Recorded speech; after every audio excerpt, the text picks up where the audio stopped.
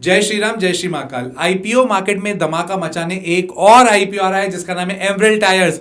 और ये एक एसएमई आईपीओ है, small and medium enterprise IPO है, जिसके ऊपर आपने अभी न्यूज में काफी टाइम सुना होगा कि सेबी रेस्ट्रिक्शंस लगाने वाली है। इनफैक्ट सी2सी आईपीओ उसी चक्कर में रुका भी है। अब ऐसा क्यों हो रहा है? क्योंकि ऐसा माना जाता है कि जो भी एसएमई आईपीओज हैं वहां पर वैल्यूएशन में काफी मैनिपुलेशंस हो रहे हैं। तो इन सबको रिस्ट्रिक्ट करने के लिए सेबी इनके ऊपर अब पड़ी हुई है, पीछे पड़ी हुई है एग्जैक्ट। बट यहां पे एमरल्ड टायर को लेकर एक अलग ही बज़ है मार्केट में और एक अलग ही रुझान है लोगों को एमरल्ड टायर्स के लिए। अब इसको कैसे एक्सप्लेन किया जाए, किस तरह से इसको एनालाइज किया हो, उसके लिए मैंने 5 चैप्टर्स बनाए हैं। वो 5 चैप्टर्स है। सबसे पहला business and scope, second is IPO details, third is financial performance क्योंकि वो देखना बहुत जरूरी होता है, फोर्थ वैल्यूएशन एंड कंपटीशन, और उसके अलावा fifth would be grey market premium. इन सब के बाद मैं आपको यह भी बताऊंगा कि मैं इसमें अप्लाई कर रहा हूं या नहीं, ताकि आपको क्लैरिटी से पता पड़े कि एग्जैक्टली आईपीओ में क्या हो रहा है। अगर आपको मेरा वीडियो अच्छा लगता है तो please like the video and subscribe the channel. This is very motivating for us. So let's begin the video with chapter number 1, business and scope. Tyre manufacturing company है ये और उसकी सर्विस भी करती है। तो स्कोप वाइज देखा जाए, अब आप ईवी ले लो या कोई भी कार ले लो, किसी भी तरह का व्हीकल ले लो, ट्रैक्टर्स ले लो, टायर्स तो चाहिए। तो यहां पर इसका डिमांड तो कम नहीं होगा, बट कंपटीशन तो है। इसमें मुझे कोई डाउट नहीं है कि इसकी डिमांड तो कम नहीं होगी। सेकेंडली, डिमांड तो बढ़ेगी ही। सेकेंडली, इनका majority of the business is export. तो around 80% of their sales is export and बाकी 20% डोमेस्टिक इंडस्ट्री में करती है। तो एक्सपोर्ट कहां पे करती है? यूएसए, ठीक है, अमेरिका में करती है। UAE, that is UAE, United Arab Emirates, Dubai, Abu Dhabi, Sharjah, और उसके अलावा रशिया में करती है, यूरोपियन कंट्रीज में करती है। थैंक गॉड मिडिल ईस्ट की और दूसरी कंट्रीज नहीं, जहां पर ऑलरेडी अभी बहुत सारे प्रॉब्लम्स चल रहे हैं। इसके वेयर हाउस है 3 जगह पर। एक तो बेल्जियम में है, सेकंड यूएसए में है और थर्ड यूएई में है। तो वेयर हाउस भी देखा जाए तो as of now safe places पे है। ये आजकल देखना बहुत जरूरी है कि क्योंकि जहां पर भी आपके वेयर हाउस, जैसे अदानी पोर्ट्स की अगर मैं बात करूं, क्योंकि इसराइल में भी अदानी पोर्ट एक है, वहां पर अगर अटैक होता है तो automatically Adani company, Adani ports को नुकसान काफी होता है। तो आपको ये सब जानना बहुत जरूरी है, ज्योग्राफिकल एरिया में एग्जैक्टली ये काम का कर रहे हैं। बिजनेस वाइज, स्कोप वाइज तो मुझे ठीक लग रहा है company. Let's come to chapter number 2, that is IPO details. 49.26 crore का ये आईपीओ है, जिसमें से 1.89 करोड़ ही ऑफर फॉर सेल है। ऑफर फॉर सेल मतलब जो प्रमोटर्स है अपना स्टेक बेचकर वो पैसा अपने घर ले जाएंगे, और फ्रेश इशू का मतलब है कि जो पैसा आपसे लिया जा रहा है वो सीधा कंपनी में लगेगा ताकि कंपनी का डेवलपमेंट और हो। 49.26 करोड़ का आईपीओ है, जिसमें से 47.37 करोड़ फ्रेश इशू है, विच इज गुड। मेरे को ये बहुत पॉजिटिव लगता है। जब कंपनी में अपन पैसा डालते हैं तो आगे जाके ग्रोथ भी एक्सपेक्ट कर सकते हैं। तो ये क्यों चाहिए पैसा? 47.37 करोड़ क्यों चाहिए? इनको कैपेक्स करना है, कैपिटल एक्सपेंडिचर करना है, इनको एग्जिस्टिंग जो अपनी कैपेसिटी है वो बढ़ाना है। देखो, स्कोप तो है और स्कोप और बढ़ेगा ही बढ़ेगा, वो अलग बात है। इनके पास कंपटीशन है, वो चैप्टर नंबर 4 में बात करेंगे। बट अभी के हिसाब से देखें तो स्कोप तो है, ये इस पे मेरे को कोई डाउट नहीं है। इनके पास 2 सब्सिडरी भी है, 100% own subsidiary, emerald tyre Europe बीवी, और second is emerald middle east FZE.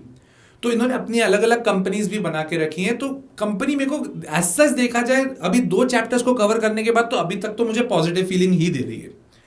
Chapter number 3 पे आ जाए, फाइनेंशियल परफॉर्मेंस। वो एक मेन फैक्टर होता है कि हमें आईपीओ में पैसा डालना है कि नहीं। मार्च 22 में इन्होंने सेल्स दिखाई थी 135 करोड़ की, मार्च 23 में 168 करोड़ की, और मार्च 24 में 172 करोड़ की। यूजुअली जब कोई कंपनी अपना आईपीओ लेके आती है वो सेल्स एकदम बड़ा चढ़ा के दिखाती है। I don't know how, being a chartered accountant I know, but फिर भी एक तरह से लगता है कि एकदम से ग्रोथ कैसे आ गई कंपनी में, and then they are asking for public issue. ठीक है, सबका कंपनी का अपना अपना होता है। इसका एक ही मुझे पॉजिटिव पॉइंट लगता है कि स्टेबिलिटी से कंपनी ग्रो कर रही है। प्रॉफिट आफ्टर टैक्स देख लें, जो पहले 4 करोड़ 84 लाख था, मतलब मोटा मोटी 5 करोड़ था 135 करोड़ की सेल पर, जो मार्च 23 में 9 करोड़ हुआ 138 करोड़, मतलब मोटा मोटी अराउंड 80% प्रॉफिट बढ़ा, with the increase in sale of 25-30%। और उसके बाद जो 168 से 172 करोड़ हुआ, तो ये 9 करोड़ का उठ के 12.5 करोड़ हुआ। मतलब कुछ तो कंपनी प्रॉफिट्स में अच्छा कर रही है, विच इज पॉजिटिव। एक नेगेटिव पॉइंट मुझे लगता है कि कंपनी के पास लोन्स बढ़ते जा रहे हैं। 75 करोड़ का लोन था, फिर 84 का, वो 87 करोड़ का है। तो लोन्स इनके ज्यादा है, जबकि 50 करोड़ ही मार्केट से उठा रहे हैं मोटा मोटी, जो कि 47 करोड़ ही जाएगा कंपनी के बैलेंस शीट में, कंपनी के फाइनेंसेस में। तो यहां पर मुझे डेट थोड़ा अनकंफर्टेबल लग रहा है, यही मेरे लिए काफी रिस्की वाला पॉइंट है। अदरवाइज तो अभी तक कंपनी अच्छी लग रही है। Let's come to chapter number 4, valuation and competition. Price earning ratio इनका है 11.25 जो बढ़कर हो जाएगा 15.12 आफ्टर द आईपीओ। ठीक है, इंडस्ट्री का भी आजू बाजू में यही चल रहा है, अपोलो टायर, जेके टायर, आप सीएट, एमआरएफ इनका देखोगे तो 15 से 20, 25, 30 तक की इसकी रेंज है, जिसमें ये 16, 15 के पीई पे मिल रहा है, which is I consider it is a good valuation. मेरे को इसका वैल्यूएशन बहुत पसंद आया टू बी ऑनेस्ट। अगर वैल्यूएशन की देखा जाए तो इंडस्ट्री से थोड़ा सा कम में ही दे रहे हैं, which is good.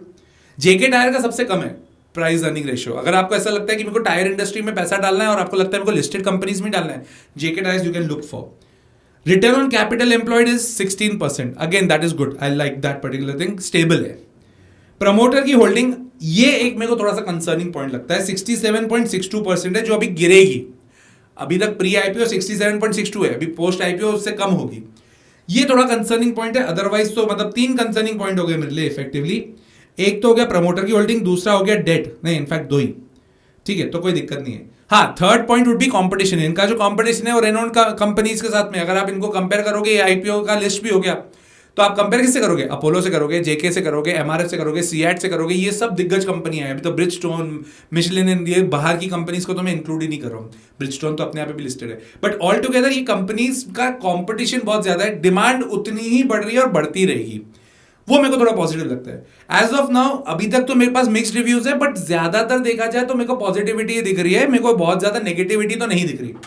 Grey market premium 79% है, और एसएमई ग्रे मार्केट प्रीमियम पर बहुत ज्यादा रिलाय नहीं किया जा सकता है, बट ठीक है, अगर मैं इसको इन्वेस्टेबल बिजनेस मानूं क्या, I will say for me it is not a buying or selling recommendation. Please make sure इस आईपीओ का डिटेल आपको अपने लेवल पर भी एनालाइज करना है। यहां पर मैंने आपको पूरा बेस दे दिया है कि एनालाइज कैसे करते हैं और क्या किया है मैंने। 79% का जीएमपी है, which is very positive. SME है तो थोड़ा सा डर लगता है, इसमें मुझे कोई डाउट नहीं है। मैं क्या करने वाला हूं मैं आपको ये बता देता हूं। I will be applying in this IPO for sure. It's a good IPO for me. आपके लिए आप कितना रिस्क लेना चाहते हो वो देखिएगा। एसएमई आईपीओ यूजुअली मैं नहीं लगाता हूं, मेरा थोड़ा मेरे को थोड़ा डर लगता है उनसे। तो बट इस वाले आईपीओ में क्योंकि बिजनेस अच्छा है, कंपनी अच्छी है, प्रमोटर्स अच्छे हैं, मुझे इन सब चीजों को देखना बहुत इंपॉर्टेंट रहता है, और साथ ही साथ कंपनी पूरा नियर टू पूरा पैसा लगा रही है अपने बिजनेस में, तो ये सब बहुत सारे पॉजिटिव पॉइंट्स हैं। तो आई होप कि आपको ये क्लियर एनालिसिस मिल गया होगा इस वीडियो के तहत कि यहाँ पर हम आईपीओ में क्या कर रहे हैं, किस तरह से एनालाइज किया है। 5 चैप्टर्स में आपको हमने बताया। If you still like the video, please like the button and subscribe the channel also for us please. जय श्री राम, जय श्री महाकाल।